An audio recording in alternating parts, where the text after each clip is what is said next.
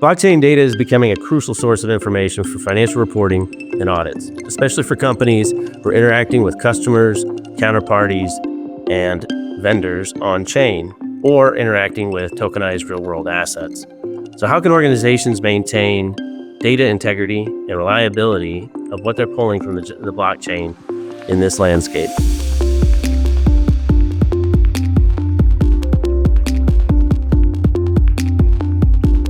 Hello and welcome to the Audit Statement by RSM. I'm Todd Briggs, partner and national digital asset audit leader for the firm.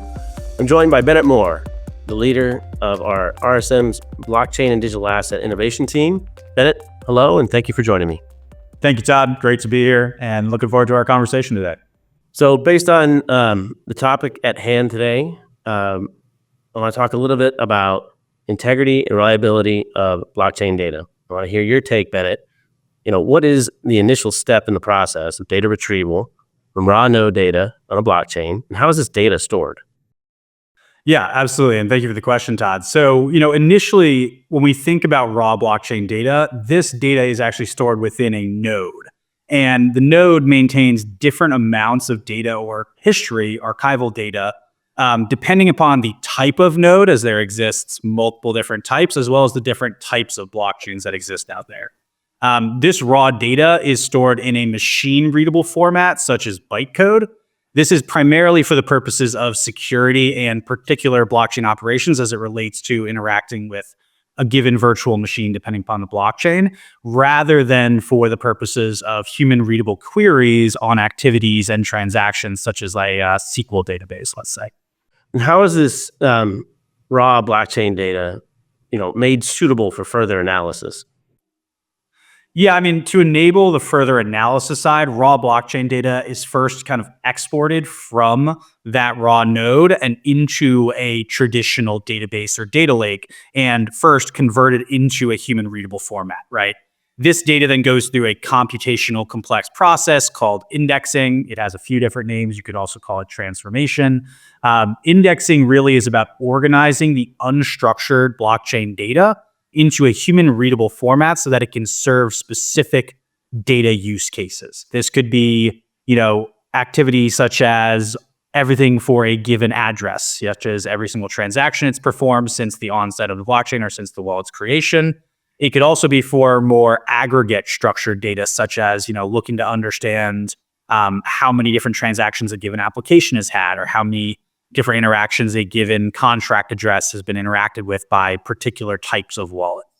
And it can also include indexing more complex types of data beyond transaction records, such as metadata, event data, and call data, which are more associated with things like smart contracts. And these are all really important to support a more in-depth analysis and documentation of exactly what's happening on chain. So what is the first step an organization should take to mitigate challenges in blockchain data retrieval for financial reporting? Yeah, absolutely. So, organizations really should be focused on implementing a data validation framework, starting with establishing a reconciliation process that cross-verifies data obtained from each respective blockchain and third-party vendors against internal transaction logs and ledger entries. These regular reconciliations help identify and fix discrepancies, ensuring that your financial statements are based on accurate and complete data. Because kind of coming back to the process of, how raw blockchain data exists and moves into databases, that raw blockchain data, based on how it's stored in a node, is, immutable. It's unalterable based on how the consensus algorithm of a blockchain works. But once you put that data into a database to query it, to structure it, it becomes subject to all the traditional forms of controls we need to consider within databases today. So these reconciliation processes, these data validation frameworks that businesses need to build are very important for validating that the data you are recording is actually what occurred on the blockchain or on a given blockchain. Got it. You mentioned third-party vendors, and I was just curious about what internal controls should companies establish to get comfortable with their third-party vendors? How do they manage the risks of dealing with those third parties when thinking about data processing and using this information?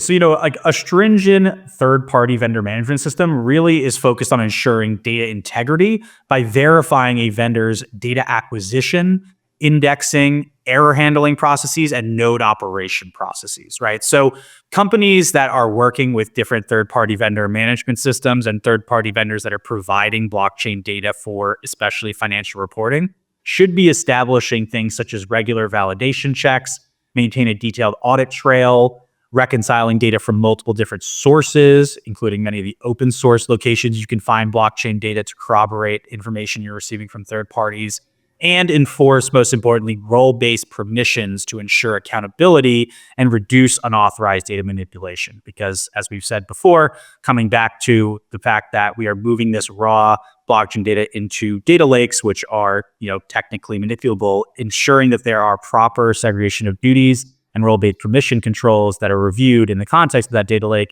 is important for understanding the integrity and, completeness and accuracy of that data in the data lake.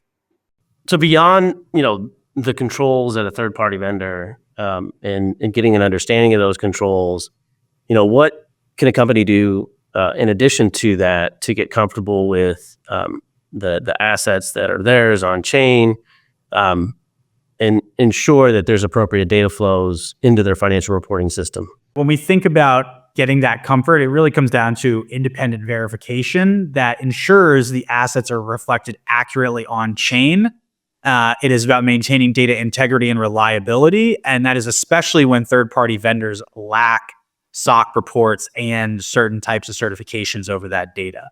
A deep understanding of on-chain data flows really can help organizations evaluate their options for accessing blockchain data, considering the different types of models and costs you can approach for accessing that data, different types of technical complexities depending upon the types of data you need to obtain, as well as the risks, which can really ultimately help ensure accurate financial reporting as a whole. What should organizations consider when evaluating their options for accessing blockchain data? I think overall, organizations should really be thinking about three or four main components, right? So first and foremost is the costs. I mean, overarchingly, the cost to operate a node on each individual blockchain can vary widely, right? Certain blockchains can cost $50 a month. Others can cost upwards of $20 to $30 or $40,000 a month just to maintain the raw node, right? So the first thing organizations should consider is the approach to cost. Are they running the node? Is a third-party vendor that they are going to perform due diligence over running the node? So on and so forth. Other areas that businesses need to consider are the technical complexities. Are you able to actually operate that node? Do you have the appropriate personnel? Do you have individuals' experience with cloud and other components related to manipulating data even within a data lake separate from the node operation? And lastly is really considering the risks involved to choose the most suitable method for the needs. Because when it comes from a risk standpoint, if it's really important for you to have this data being delivered 99.999% of the time, via an SLA, running that node yourself, if you don't have the right experience, could present a very high risk to the business compared to outsourcing it. Overarchingly, organizations also need to ensure that the completeness and the accuracy of their financial data is in place by implementing robust processes and controls, as we've been talking about, including through vendor management and internal reconciliation processes. And then finally, as this landscape continues to evolve in the blockchain space, what's essential for management to kind of maintain and stay on top of their data integrity and compliance with financial reporting? Yeah, I think most importantly, as many of us in this space are aware, blockchain and digital assets is a constantly evolving space. There is constantly new types of technology, new types of applications and protocols and platforms that are being built. And, really staying informed and adapting to these new technologies and methods is essential for, understanding how to maintain data integrity and compliance in financial reporting as, this blockchain landscape continues to evolve very rapidly. I guess one last thought here is, I'm as a financial statement auditor, in our risk assessment process, we like to ask the question, what could go wrong? What controls are in place? What could go wrong? What controls are there to mitigate these risks? So I guess I'll start with what could go wrong. I think there is a number of different things that can potentially go wrong. I think most importantly, understanding that you have and can demonstrate complete and accurate blockchain data is important for financial reporting, even from a potential fraud standpoint as well, right? Because ultimately, if you aren't getting complete and accurate information, you might not understand that there are potentially employees or external actors who have compromised your assets and you are missing certain types of digital assets. Or if we think about the accuracy in terms of what you might anticipate earning in terms of revenue or interest on different types of lending activities. If this information that you're obtaining from blockchains are not complete and accurate, you may not be adequately representing the financial position, financial health of the business to your investors and the overarching public if a public company. So understanding how you can demonstrate the completeness and accuracy of your blockchain data for financial reporting is extremely important, both internally and externally. Great insights, Bennett. Thank you, and thank you to our viewers. Just a reminder that you can find more on our digital assets and assurance practice at rsmus.com. Thanks again for watching the Audit Statement. We'll see you next time.